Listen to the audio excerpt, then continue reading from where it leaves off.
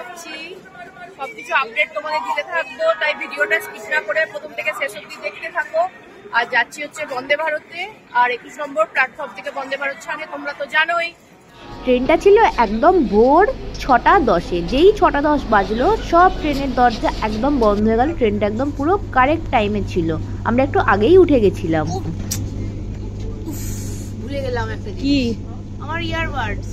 ব্যাস, কোথায় রেখে? ব্যাগে খতম। ব্যাগে তো ঢুকেছি।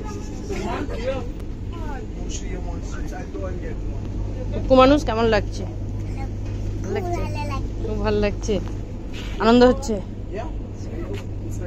মানছি একটু ভোরবেলা উঠে ঘুম নষ্ট করে বন্দে ভারতে যেতে হয়, বাট এক্সপিরিয়েন্স খুব ভালো, টাইমও একদম ঠিকঠাক। কলকাতার লোকেদের জন্য বন্দে ভারত একদম ঠিকই আছে, কিন্তু একটু আশেপাশে এরিয়া থেকে যদি বন্দে ভারত ধরার জন্য ভোরবেলা আসতে হয় তাহলে একটু চাপ হয়ে যায়। বাট বন্দে ভারতে ফেরাটা আবার রিটার্নটা ভালো তেমনি। আমাদের বেশ ভালোই মজা হয়েছিল। ট্রেনে উঠে পড়েছি, চা বিস্কুট যা দেবে সব খেতে হবে।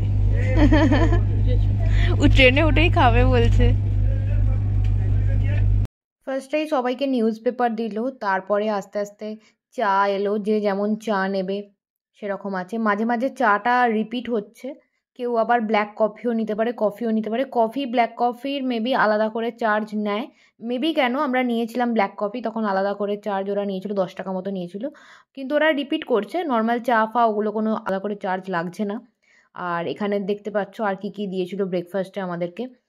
ব্রাউন ব্রেড ছিল, তারপর অমলেট ছিল, মানে খাবারগুলো খেয়ে একদমই হেভি খাবার না, খেয়ে তাড়াতাড়ি ডাইজেস্টও হয়ে যাচ্ছে। আর একটা জুস ছিল, ব্রেড, তারপর অমলেট ছিল নর্মাল পুরো, আর বয়েলড কিছু ভেজিটেবলস ছিল, যেমন ক্যারট দেখতে পাচ্ছ, পিস ছিল। তো মোটামুটি খাওয়াটা হেলদি ছিল। আর টয়লেটটা আমি ঠিক দেখাতে খুব একটা প্রেফার করলাম না। টয়লেট নর্মাল, যেমন একটা ইন্ডিয়ান একটা ওয়েস্টার্ন এরকম টয়লেট ছিল। তো এই হচ্ছে বন্দে ভারতের এক্সপিরিয়েন্স আমাদের খুবই ভালো। আমরা বেশ জার্নিটা এনজয় করেছি।